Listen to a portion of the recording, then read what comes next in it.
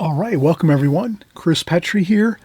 Thanks for coming by. We're actually having a great time. We're going to do a beautiful still life here. We're going to create actually all the fun things you'd like in a still life. Some flowers, a vase, a coffee mug, some fruit, an apple, a lemon, a lime. We have a gorgeous tablecloth here with some stripes on there. So we kind of have a lot of interesting features here in this still life. I think you're going to have a great time painting along with. I'll just describe to you everything that we're going to do as we go step by step.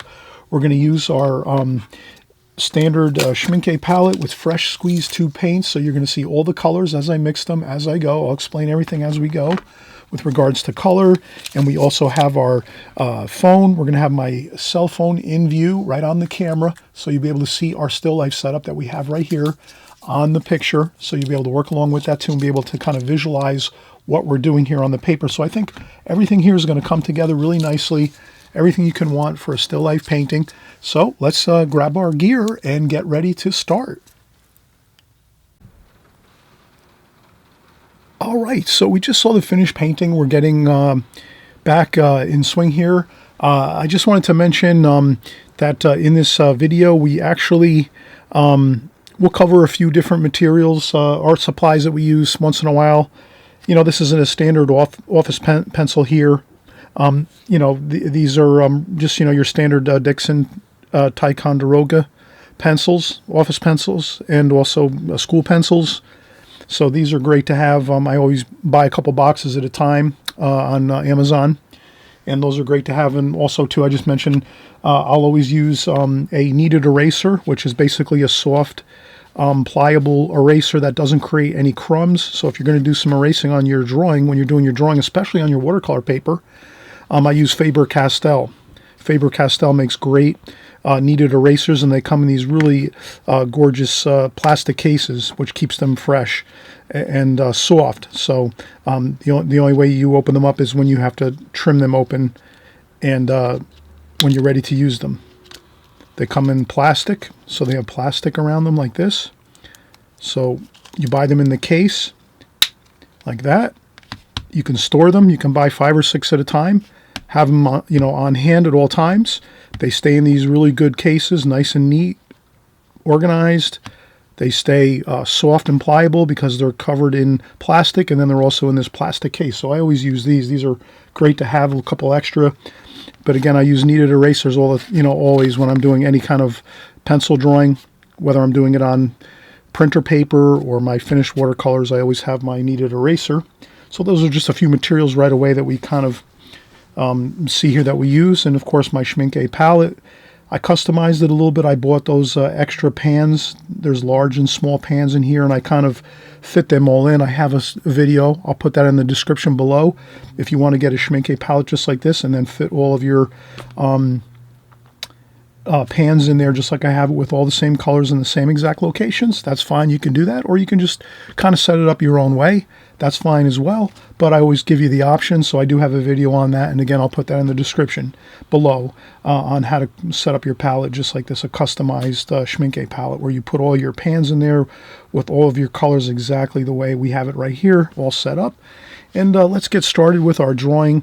And again, we kind of mentioned probably briefly in the very first part of the video here when we were looking at the finished painting. We're just doing basically a simplified version of this still life, which is basically an apple, a lime, a lemon, a coffee mug, and some beautiful flowers here in a small little glass vase. So we're going to try to incorporate all of these elements here, all of this subject matter, still life subject matter, just to give ourselves the real clear focus in our mind of, number one, how we can use dark colors, dark tonal values to kind of make an interesting painting and make the whole entire painting itself interesting, because we have different focal points that we can look at in a painting that are going to look really good, really interesting. And then also, too, we wanted to kind of focus in on the idea of, you know, beautiful color and just having a little bit of extra details, too. Maybe we're going to do a little bit of the tablecloth here that we have. You'll see these stripes along these along this tablecloth. So we're going to get into all of that right now. First thing I like to do is I always just like to make a a border around my watercolor paper and pencil, or maybe sometimes I'll put a piece of tape on there, depends. We're not going to go too, we're not going to get too involved with shadowing and things like that with we're just going to kind of maybe pretend that the shadow is right underneath the objects and the light's coming straight down. So we could also make a little light insignia like this. We could make our spotlight insignia like that. And this way we just kind of know that the light is coming from overhead, top down, straight overhead on our still life picture that we're going to create, our painting.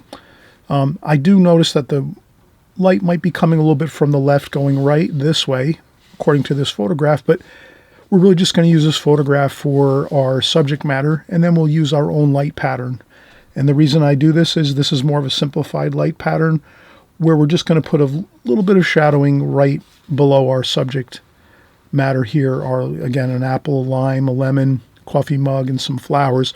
We'll put the shadowing right directly below these objects, and we won't get involved with doing long shadows like you might see in this photograph. You can probably see that in the photograph there. So we're going to, again, you're the artist. Take liberties to adjust your compositions the way you want it to look. Maybe you're going to want to do these longer shadows flowing to the right side, which means the light is coming from this direction. So you can adjust your light the way you want to. Some of you might just say, oh, Chris, you know what? I'm going to stick with the way you did it. Others of you might say, I think I'm going to do something a little different. Maybe you'll make the light coming from the left going across the page this way, or maybe you'll make your shadows over here on the left side of your subject matter with the light coming this way. So it's up to you. The thing is, try to put your insignia on your paper somewhere so you kind of can always refer back to where your light's coming from. So this is our spotlight. I'm saying mine's going to just be spotlight, light coming directly from a top coming down this way. Again, if you want to change up and do a spotlight coming from this direction, just draw your spotlight over here so that gives you the instant glance over on your notes on your border of your watercolor paper saying, oh yeah, the light's coming from this direction. So you're never at a loss for where your light is coming from and where your shadows should be, approximately. Okay, so now I'm just going to start in the center with the vase and flowers. And the first thing I notice is the bottom of that vase is probably about a quarter of the way up the page. So if we were to break this into quarters, we would say halfway point is about there, quarter here, 3/4 here. So we're going to make the first quarter up from the bottom. We're going to create our first bit of subject matter here, which is our flowers in our vase, glass vase here. Okay, so I'm going to make the glass vase like this. Hopefully you can see that pencil line. I'll do it a little darker. I'm also dealing here, I had a couple stitches in my thumb that I went on vacation. Strangely enough, I went on vacation. You got to be careful on vacation anyway. I was wading around in the shallow ocean water, and I rested my hand on top of a fish that had those little spikes on it. And I got a little spike inside my thumb, and it went really deep into my thumb, and thankfully I did not get infected, but the actual thorn type thing went way deep inside my thumb, and it was bothering me a lot. So I went to the doctors, and they cut it out for me. So I have a couple stitches here in my thumb. I've been dealing with that for the last month, but it's finally almost back to 100%. I just have a little bit of the stitches came out the other day, and now I just have a little bit of some tape over the stitches and cut where they went in and did the surgery. Our great doctors that do our surgeries, our doctor that did mine, he just did a little tiny incision and got that thing out of there, that thorn that was really far, way deep inside my thumb. That was, again, great to get that out. I feel 100% better, and actually now I'm going to be able to take this little bandage off in a couple of days. It'll probably just come off naturally. I went to see the other doctor also, and he gave me this small bandage just until it gets a little bit back to fresh air and water and things like that. But it should be better in a couple of weeks now. So anyway, let's keep going here. So we have our glass vase, flowers, and then what we'll do is I'm not going to get incredibly detailed with these flowers and these leaf forms. I'm going to try to make it a little more simplified. So I'm going to use what I'm seeing here, but I'm not going to be critically, getting really super overly detailed in what I'm doing. I'm just going to kind of follow the pattern, but I'm just going to enjoy myself here and not be worried. And, I can kind of see that it flows over to the right a little bit more with these flowers here, and then there's some leaf forms here, and then there's another flower up here, flower shape, petals, flower petals there, and like that, and like this, and a little more petals over here, and then there's another. So we have a few petals and a few shapes of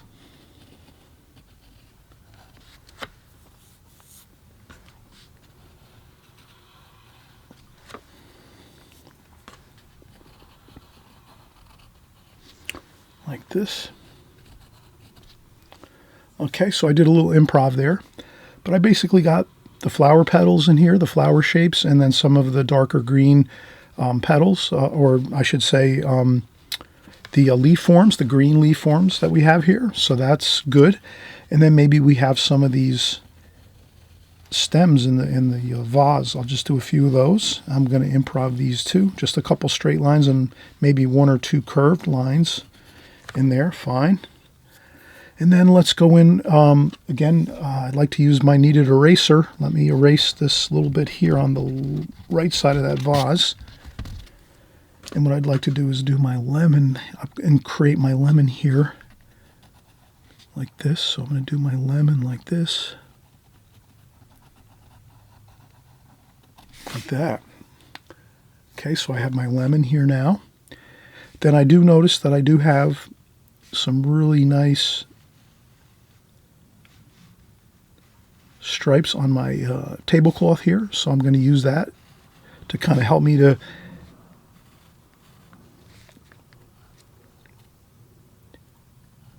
get some things in position correctly. So now we're going to use create our lime over here. Look at that, how good that looks. So that's our lime, like this, our lime.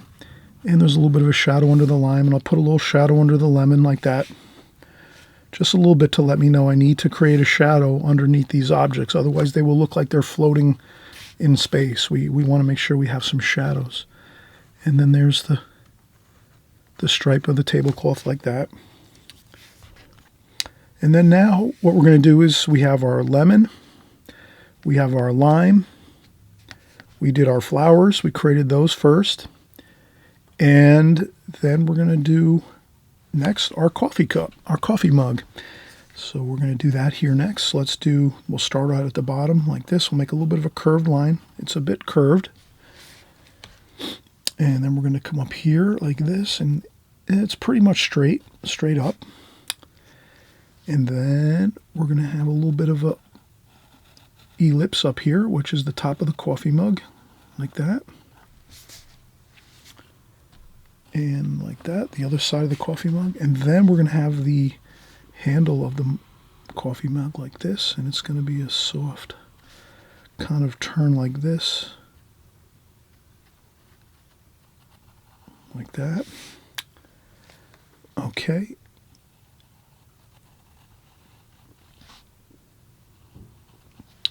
And then what we're going to do next is we're going to do the apple over here on the left-hand side.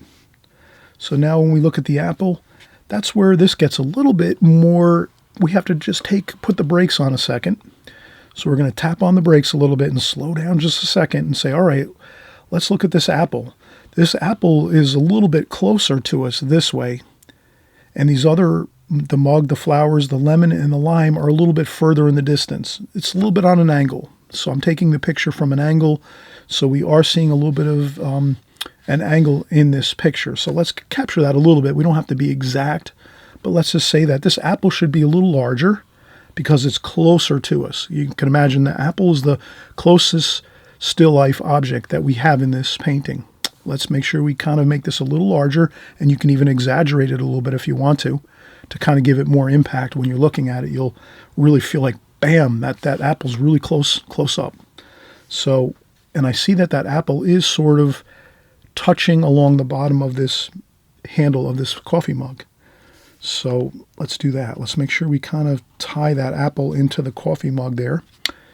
And then we'll just, again, like I said, I want to make that apple a little bit larger, just so that we kind of feel like we have a little bit of a larger object here in the foreground. And I'm just going to make the apple like this, like that, and a little bit of a shadow underneath, like so.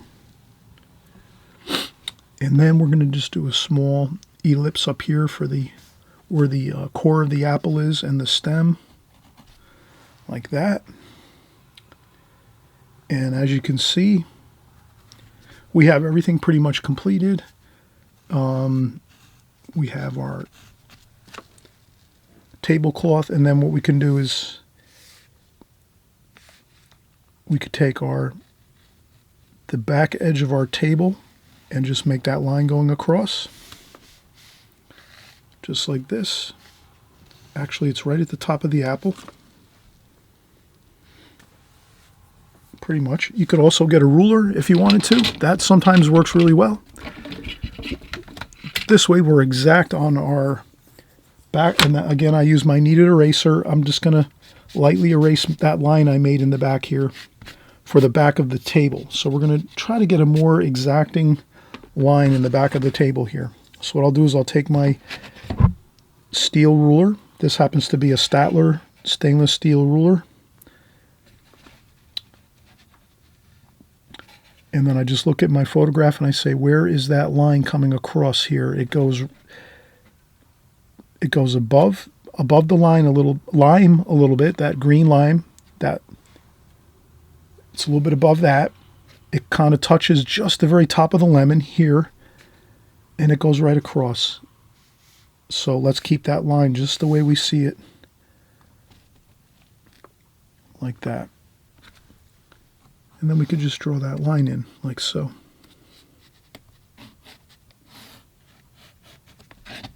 Like that. So there we have that good line. Now you can see we have an issue. I must have leaned in and somehow touched some of the paint. When this happens, you never worry about it. You have to just think really quick. You have to know what to do in this situation. So I must have dipped my hand in the paint there somehow or whatever. Get some fresh, clean water with a paper towel like this. That's all you have to do is remember, fresh, clean water. So you could use like a water bottle quickly. You wouldn't want to go into muddy water if you have and then you just dab up. You dab up the paint that got a little bit smudged on there. And you just gently pick it up. And then I'll just use another bit of water here. And then most times you can get all of that up. And that's fine. You don't need to get anything more than that off the paper, because we're going to actually create a background color a little bit, warm and cools, blue and golds. The flowers are going to be a lot of pinks and greens. You'll never see that little bit of smudging on your paper. If you have a problem like that, the number one thing you have to do, you have to recall, now you're the artist, remember this. If you have a problem where you're working just like I was, and all of a sudden you see a giant smudge of blue paint or red paint or whatever color paint it is, do not panic. The first thing you do is you grab a paper towel. First thing you do, grab the paper towel. Second thing, fresh, clean water. So if there's fresh, clean water in your water bucket, fine, dip into that. But if there's muddy water in your water bucket, then don't do that. Grab some fresh, clean water. Just totally wet your paper towel, soak it, and then just blot on it, and then just, you can actually get most of that right off the paper. Not a problem at all. And you can see how easily we just fixed that problem. So always remember that. You can fix that kind of an issue if it happens. You just did all that hard work drawing. So that's the thing I want to make clear is if you've created this beautiful drawing for yourself, you're almost ready to start painting, and all of a sudden a smudge like that happens where you get paint on your paper, don't worry. Do not panic. Always remember, grab your paper towel, fresh clean water, get it on there, blot it all up. Be careful. Take your time. Once you grab that paper towel and that fresh clean water, paper towel, once you grab that, then you're all set. It's almost like you're all set, ready to go. You don't have to, then you're really not even panicking at all. You're not panicking. You're just saying, okay, now I'm just going to start blotting on and seeing how much I can get up by just blotting first. And then as you see it all coming up, you're just like, oh, not a problem. It's coming all up. And then fine. And then you just sort of blot and rub a little bit. And you, like I said, we got most of all this up. You're never going to see this when we're done with our finished painting, as you'll see at the end of the video. It'll be like it never happened. Okay, so don't panic. You know the process now. You get a giant smudge of paint on your paper right away. Fresh, clean water, paper towel. Don't panic. Relax. Handle the situation. Blot with a soaking wet, fresh, clean water, paper towel. And then as you're going, you'll see how much comes up. Sometimes it may be a problem. I would say it depends on the color of paint you've smudged onto your paper. Some colors soak into the paper and make it's more difficult to get them up off the paper. But again, you can work with that. You can just make the colors of your painting a little different. Try something new, try something creative, or if you want, no big deal, take the paper, start again, draw a new drawing, and you're all set. So either way, have fun with it. We'll be right back. We'll start painting next.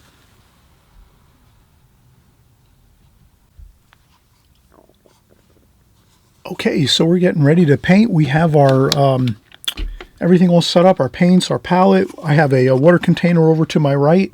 So I just like to mention I do use the Holbein Artists and Designers Materials collection here. This is the Holbein water container. It's a collapsible water container. These work really great. They're very inexpensive. You can open them up and you can squeeze them down like this. For your water container, you can bring these out if you go to the park and you want to paint, or in the backyard. If you're going in maybe traveling to your family for family get-togethers and you're going to do a little painting, by your families, or if you're on vacation or just in the studio. These are great water containers. I use them all the time. And I always usually buy about 2 or 3 at a time on Amazon. They're very inexpensive and they're great water containers. And I clean them out and wash them up for many, many, many uses. And then maybe after a year or two, I will take a brand new one and get that one back into circulation. So sometimes they just get it really, really filled with like muck and watercolor paint, and I can scrub them down and keep them clean for about a year. But after that, I usually change out and do a new one. So these are great to have. Again, Holbein makes these great collapsible water containers. That's over to my right. And then we have our palette here. So let's start out. Let's start out our sap green. A little bit of burnt sienna up here at the top.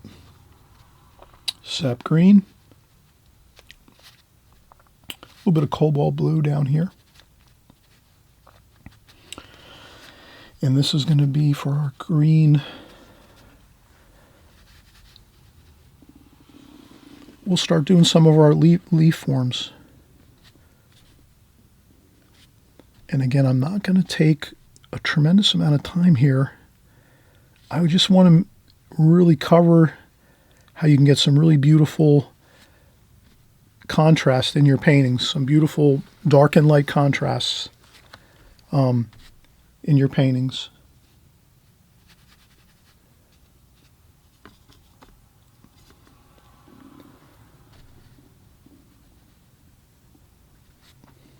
So I'll do some of these stems even too.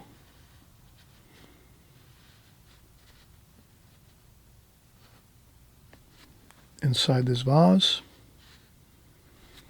like that. A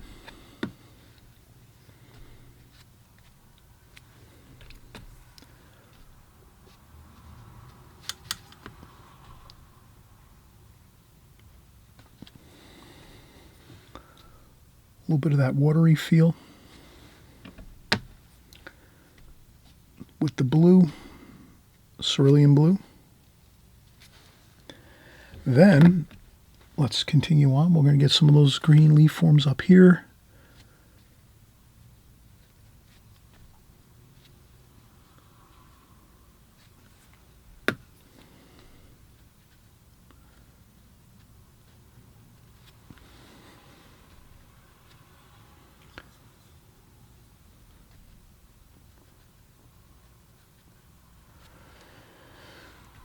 we're thinking contrast here.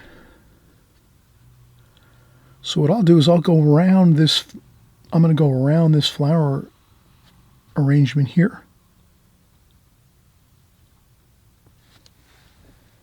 with my darks, so I can get my darks in.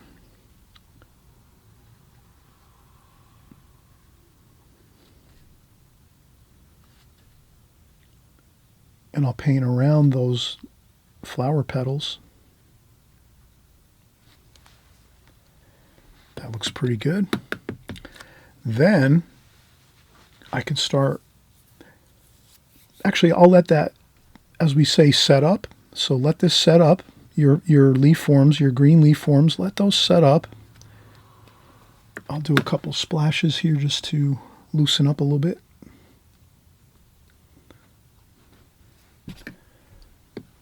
And then what I'll do is I'll move to a different area maybe. Maybe I'll go in and get a little bit of French ultramarine blue here. I'll just make it a little darker under there, like so. And then maybe I'll do some lemon. So let's do the lemon here. We'll do the main color of the lemon first. That would be the straight cadmium yellow lemon. Cadmium yellow lemon. That's the color. Maybe I'll leave a highlight on there up top like that. White paper. I'll get that all in with that one color straight tube paint. Almost zero water, just a damp brush and the cadmium yellow lemon. Then I'll go in and get a little bit of the blue over here. Maybe a little bit of raw umber. And I'll just do a little bit of a shadow with some blue and that, like that. So I just want to get a little bit of a shadow under there. Nothing too amazingly dark. And then let's get a little bit of more shadow in that. I'll use maybe some cadmium yellow. And then even some raw umber. So you can kind of see I'm going with a little bit of a darker tone here. And it's a little bit lighter up top. So I leave that straight cadmium yellow lemon up top. And then maybe, again, a little bit of yellow ochre possibly. A little bit of yellow ochre, raw umber. Just get a little bit of that darker tonal value underneath the lemon like that, where it's kind of shadowy. You can even go in with a little bit of blue. Cerulean blue to cool it up a little bit, but I think that looks pretty good. There we go. Then let's come over and do our lime. Same thing with our lime. We're going to go with that is straight sap green. And what I'll do is I'll add just a touch. Maybe I'll take a paper towel or a tissue. I tend to always like to work with a tissue or a paper towel on hand so I can take off some of that paint off my brush like that for the sap green. And I don't necessarily have to go in and rinse off my brush. I just take off some of that paint and then go in and grab some cerulean blue here and some burnt sienna for a little bit of a darker bit of color there.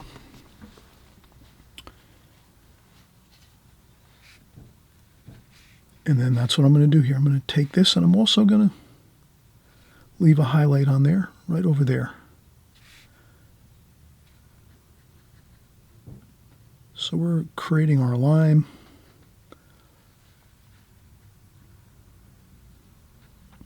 Like this. Go back in, we get our color, our tube paint. And you can see, can you see how I'm using almost zero water. I'm just using a damp brush, basically, a damp brush, and then I'm going right in and just grabbing the paint right out of the palette. So that's the key here to doing this kind of a painting where you want to get that real powerful darks and lights in your painting. So we're getting that dark and light feel Then I'll rinse off my brush and then just use a damp brush.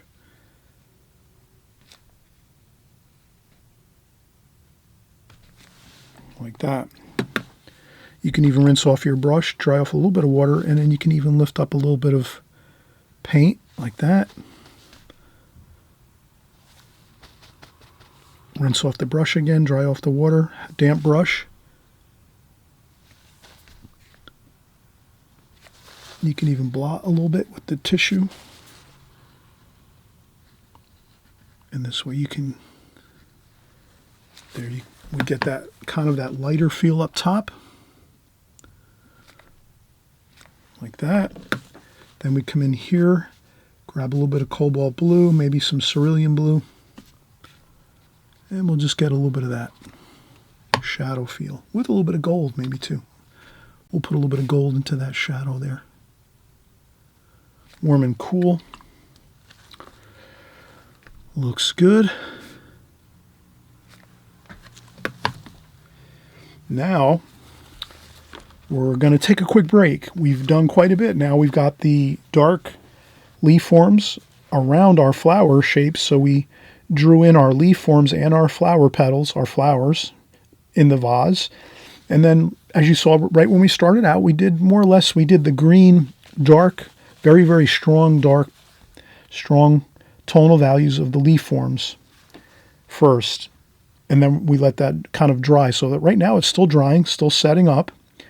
And then we came down and we did our lemon and our lime. So that's good for right now. Let's take a break.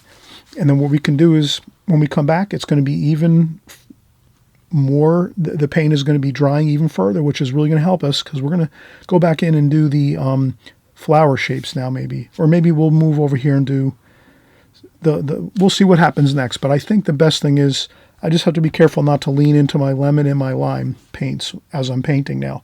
But I think I can work up here and get our pinkish and purple flower petals started over here in our vase. I think we can do that next. Then we'll work into the mug and the red apple. So let's take a quick break again. And then again, finally, after all of that, we complete that. Then we'll do some of our shadows on the background and maybe a couple stripes on our tablecloth that we have here. So we have one line across our tablecloth. You can see the lines in the tablecloth. We'll do a few more, pencil in a few more as we go. But so far we're having a good go of it. Good job. Good job. We're doing really having a fun here, most of all, having fun. And then we're just kind of keying in on some of the details that we need to just make sure we're kind of on track, on this composition, still life composition. I think you're doing fine. You can also simplify a little bit. Maybe you're just going to do a mug, a lemon, and the flowers, and you won't worry about doing the apple and the lime at first. Maybe you want to simplify it a little bit, make it a smaller composition first. I always used to do that when I was coming up through the ranks. I would always try to break paintings, take a larger painting, and then say, you know what, I'm just going to do a small part of the larger painting first. I'll do that, practice that. Then maybe I'll practice a few other things, and then maybe I'll try the larger painting after I've practiced a few of the smaller parts of the larger painting first.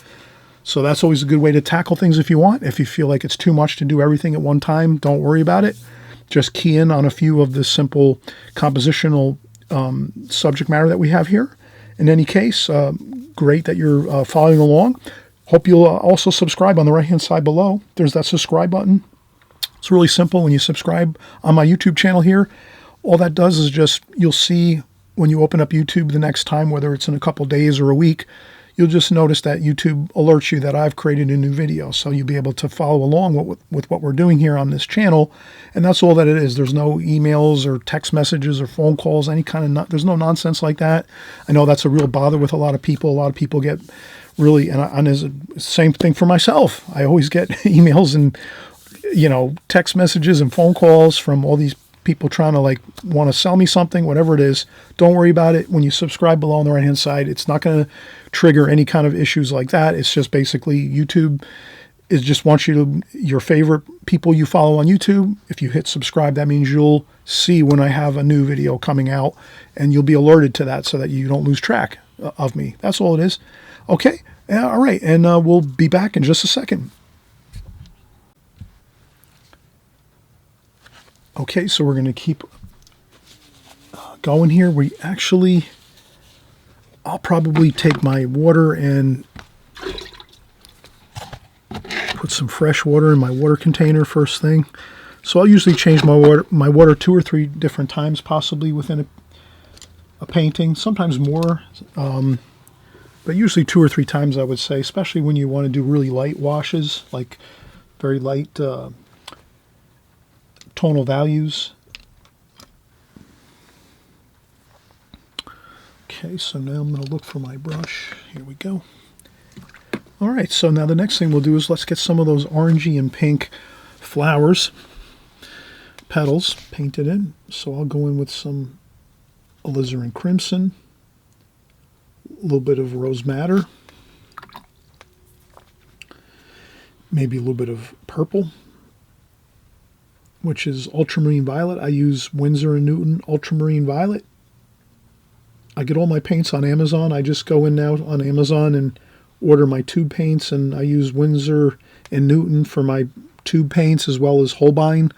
So usually I find all my colors I can get with either Winsor & Newton, which is my go-to. That's my favorite.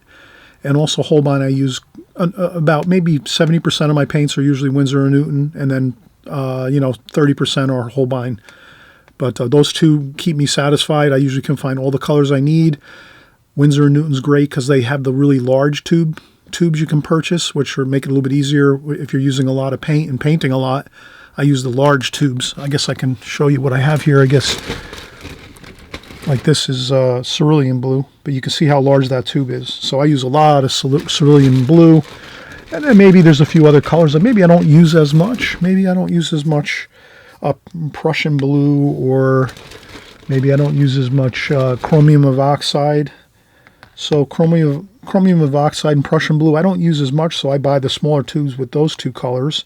Prussian blue here you can see is Holbein, and then Winsor & Newton is my oxide of chromium, and my cerulean blue. So I have those two are my main brands I like to use. You can get them right on Amazon. Makes it easy. I just order everything on Amazon. And so we have our Winsor & Newton purple, which is ultramarine violet, and then mixed in with some Winsor & Newton alizarin crimson, and then some Winsor & Newton rose madder. My rose madder might actually be Holbein. And then we take those colors and even a little bit of orange. Let's go with some cadmium orange. We'll put that down here just as a little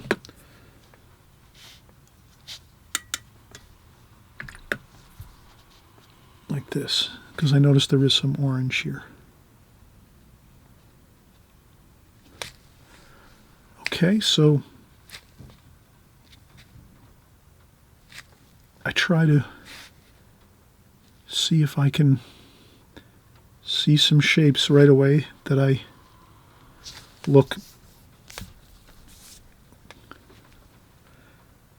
This looks like more of a purple.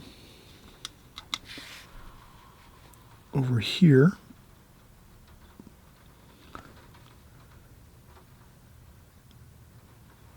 like that.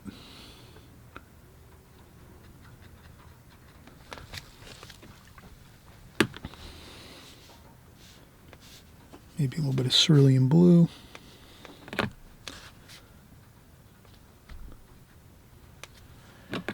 And then I let that just sit there, and then I try to blend in some. I'll take my paper towel or tissue. I'll rinse off the brush, take off some of the water off the brush once I rinse it. Fresh, clean water. And then I can sort of blend those washes out to a lighter tonal value. You can also take your tissue and blot up a little bit sometimes if you need to keep your darks and lights.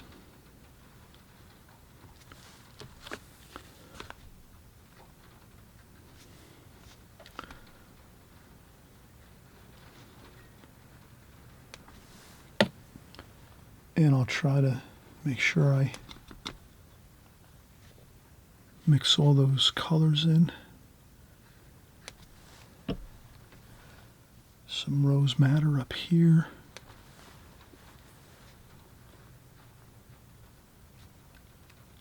Then I'll take a little bit of the colors and splash a little bit on there. And that to me is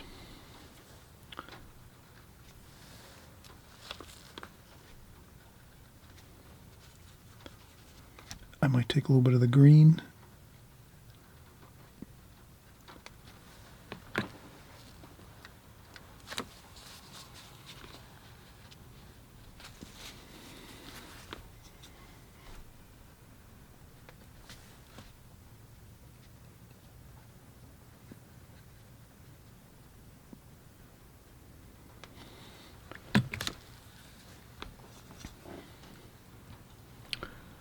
And again, I said I was going to do a little bit of improv, get a little creative here. I did a little bit of splashing to get some more colors there.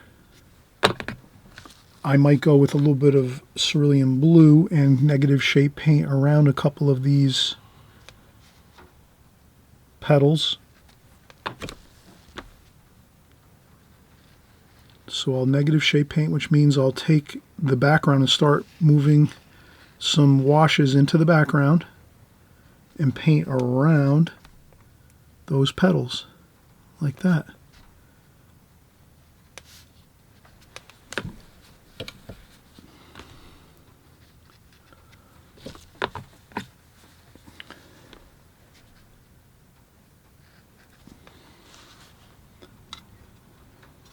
Maybe even a little bit of warm colors. So we have some blue. Now let's maybe do some gold washes here.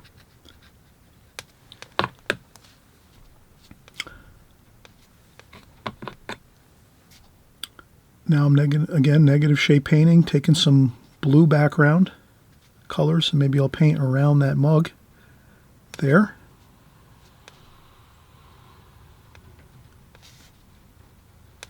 Like that.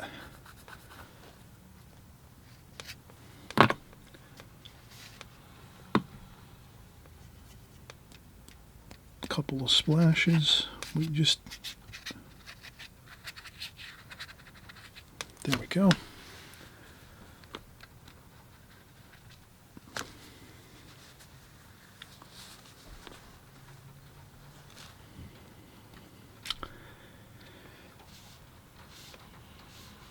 little more cerulean blue mixed in with a little bit of that orange.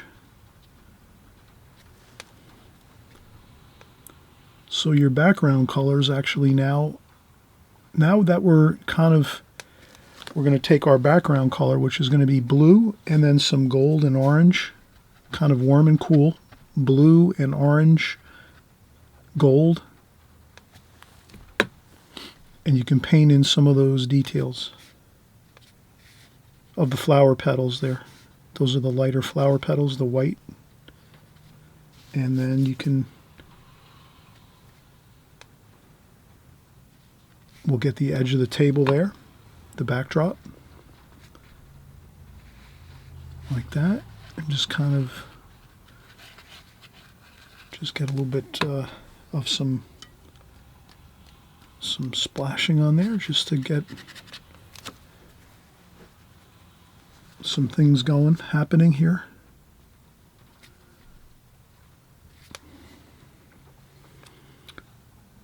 A little bit of red there. Pink. So you can use some of the reds.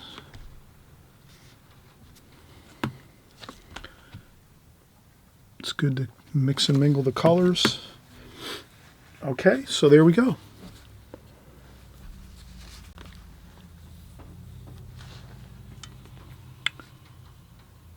Then we can do some stripes here for the vase, like that.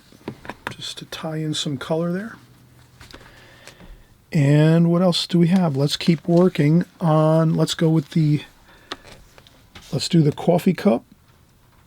So we're going to have some blue and some warm and cool, some blue and some gold. And I noticed that there's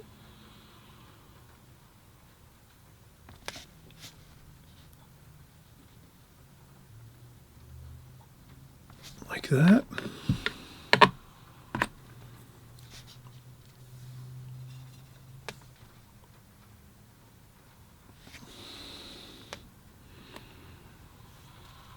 A little bit of purple. Okay. Then you might want to go in. Sometimes I'll go in and I'll say, all right, I see some detail on that coffee mug. Let me do a... I see a diamond on there, like so. And then there's some script.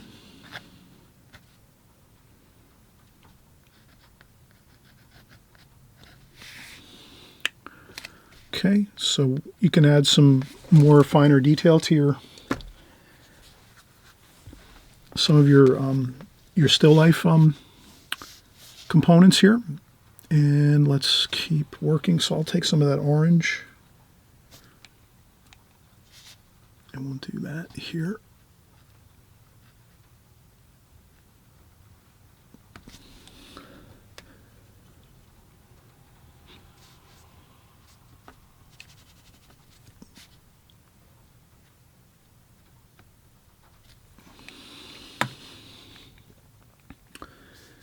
And then blue and cerulean blue and burnt sienna. That makes a pretty good, kind of a warm gray, like that. And then we'll just do our shadow of our handle here.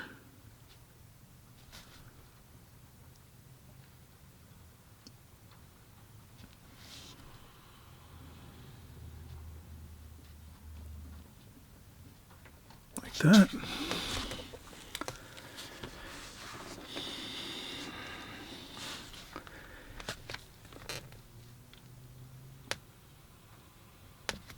Okay, and then let's work on our apple.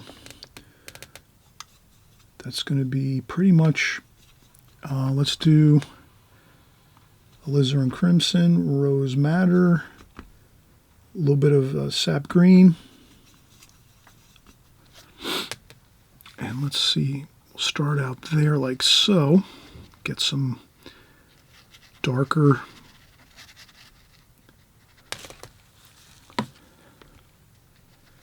wash there, then maybe some sap green here, maybe some olive green there. Sometimes you have to lift up a little bit and get some paint off sometimes. So I want to get some green in there.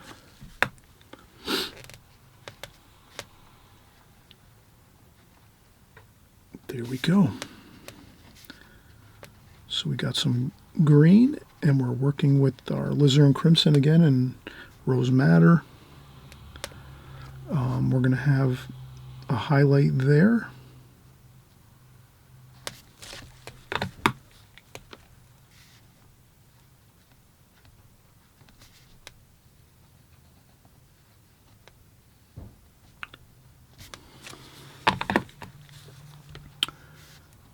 And then we'll go with a little bit of a darker green, maybe some burnt sienna and sap green,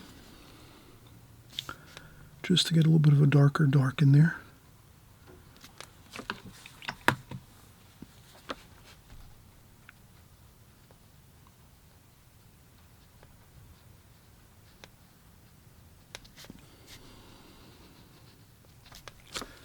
Okay, so we have some different... So what I'll do is I'll just rinse off the brush, dry off the brush on a tissue, and you can lift up there and get a little bit of that light on the top of the, again, rinse off the brush, fresh clean water, rinse off the brush, tap on a paper towel, take off the water, and then we just lift off some of that paint around the top of the apple so that you have that little bit of light on the top of the apple. That looks really good. And then we have that highlight there. Let's let that dry. And then maybe once that highlight dries over here, that might be good, just like it is. And then we want to make sure we get right away some of the shadowing under here. So I'll use some of that gray that we mixed. just a little bit for the shadow on that apple. A little bit of orange.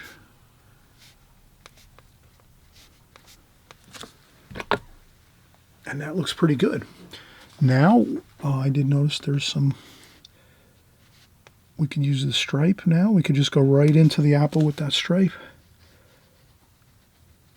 Like that.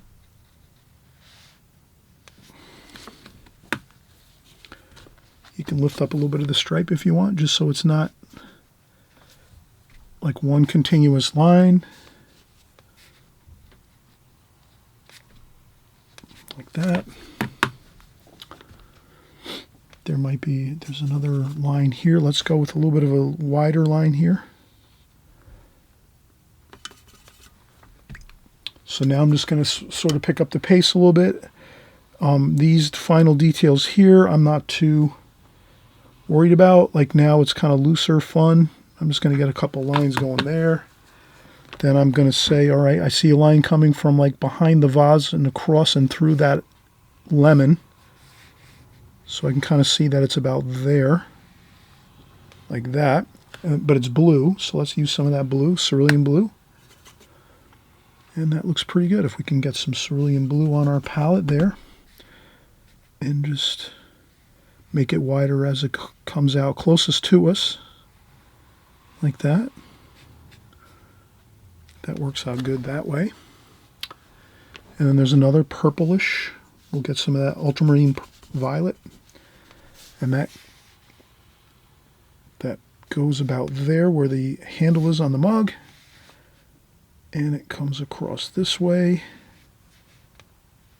And we can make it wider as it goes across. Like that. And then there's another cerulean blue that comes across here. Like that. There we go. So it's just a matter of kind of getting the feel for it. Kind of look at the angle, check it out. See where it starts and then where it ends up.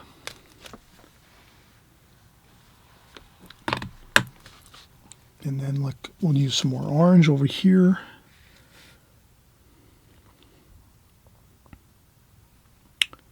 So it starts about here and goes about there into the lime area.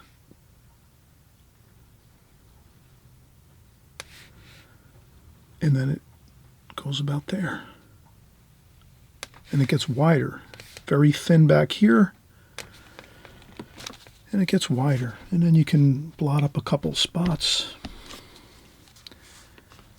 And then there's maybe another one here. Like that.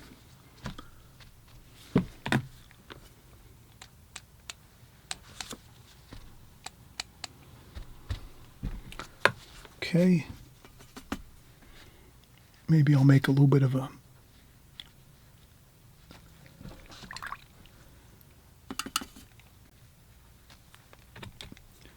put a little bit of colors over here.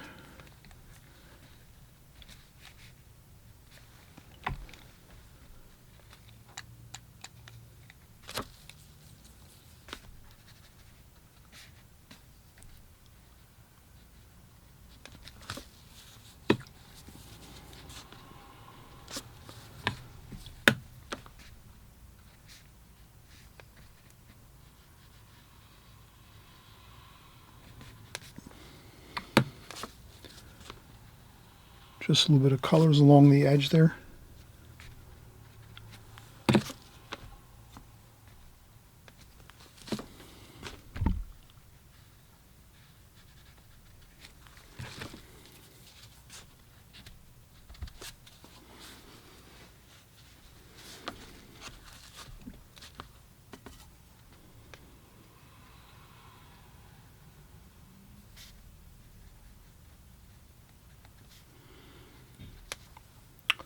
Warm and cool colors, a little bit of gold, a little bit of blue.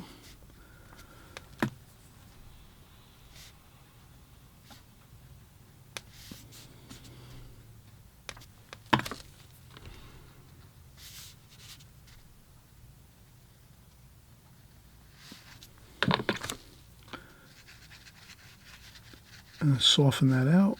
A little bit of that background color, just softening that out a little bit.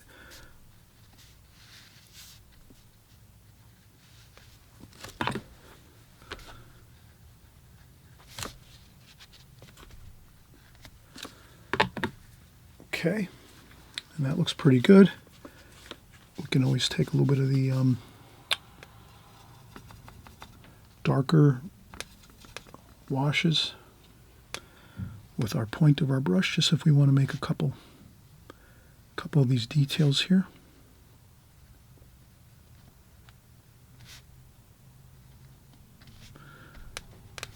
Okay, so we have a little bit of detail on the mug here.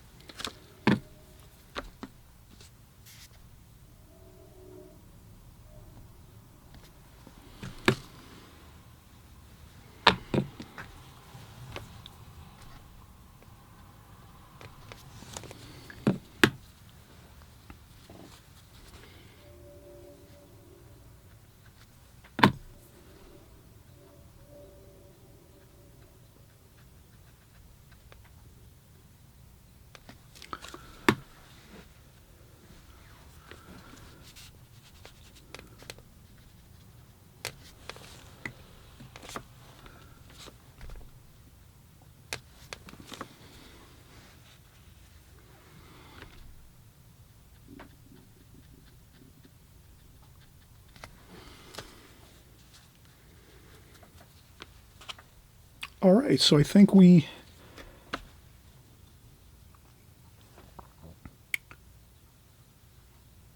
might just do a few branches here, a couple.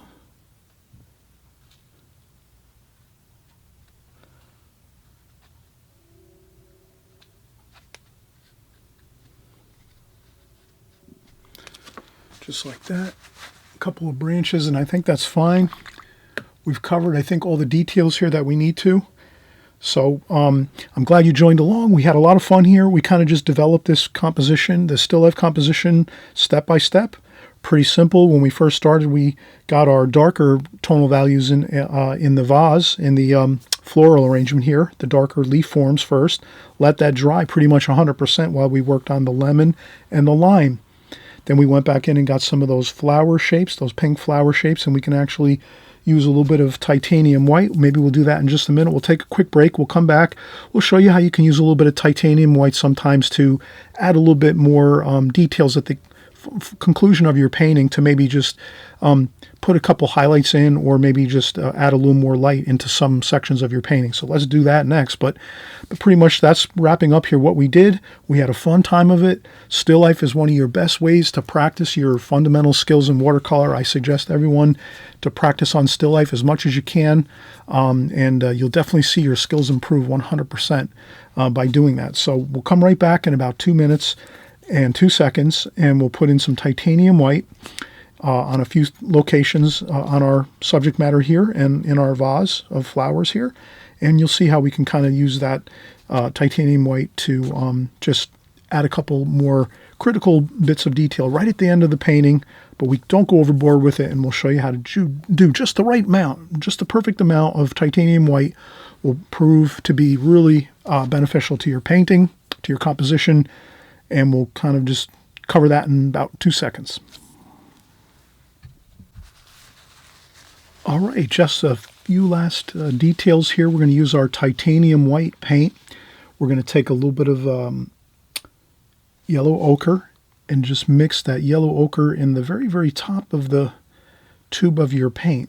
So if you can imagine, you just want to infuse a tiny bit of yellow ochre into the top of your titanium white so that it makes it almost like a warm white.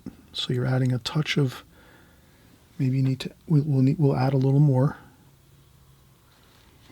And then I have a tissue here, and I can dry off a little bit of the paint. And what we'll do is we'll recapture this, the mug here. There's a little bit of a white we want to capture across the top there. So I'll do that. I'll just get a little bit of that, like that. And then sometimes if it's too much and you add a little more, too much white, you can always lift up a little bit of the paint. So never feel like you're locked in. You know, you can always lift up a little bit of paint. And so then here we noticed maybe a little bit of white on top of the apple stem. And then I also wanted to add a little bit of white to the petals here, like that. So I just wanted to kind of get some kind of flow of shapes with a little bit of the white paint, like that, just to give it a little more, where it's looking like it's we're seeing petals here, like that. I think that looks a little better. You can always take a little bit of paint too and splash. A couple of splashes of white, titanium white, on your painting, especially around the flower area. That looks good. And I think everything else looks pretty good. I also noticed over here, I might be able to fix this up a little bit. I think I went over the edge of my tablecloth a little bit. So if I just add a little bit of white there, can you see how I fixed that up a little bit? I think that edge got a little bit blurry. So I can add a little bit of the paint there, and I think that looks good. Same here.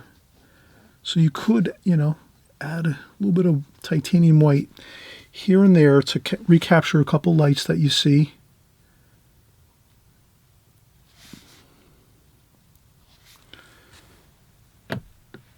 Maybe we missed a highlight on our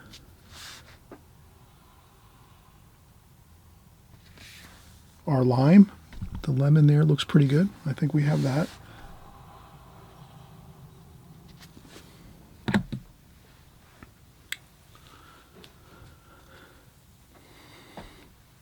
That's it.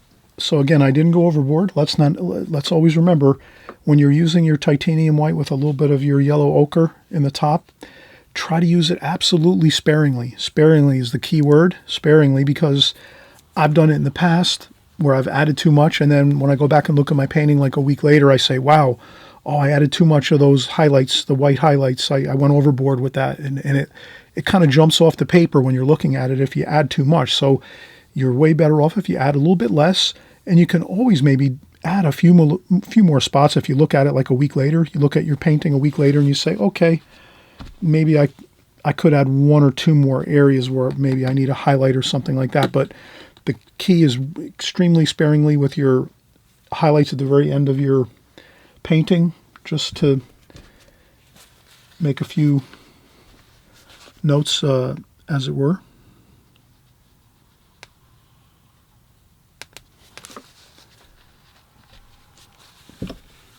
But I think we have everything looking pretty good. There could be a shadow here, maybe a little bit. So I'll use a little bit of the green, a little bit of the blue. Like that, just for the mug there, coffee mug. And we have our shadows looking pretty good for the rest of our components there. And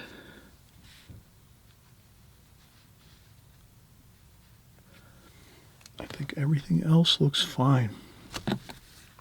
Thanks for coming by, everyone. We'll see you soon on the next video. Always remember, if you like the video and you want me to do more like this, please hit the thumbs up. Also, if you haven't subscribed, please subscribe.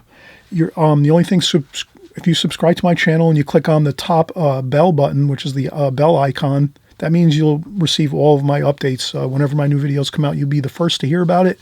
This way you can jump in there, watch it, preview it first, and then you'll jump in and do the painting maybe the next day or two.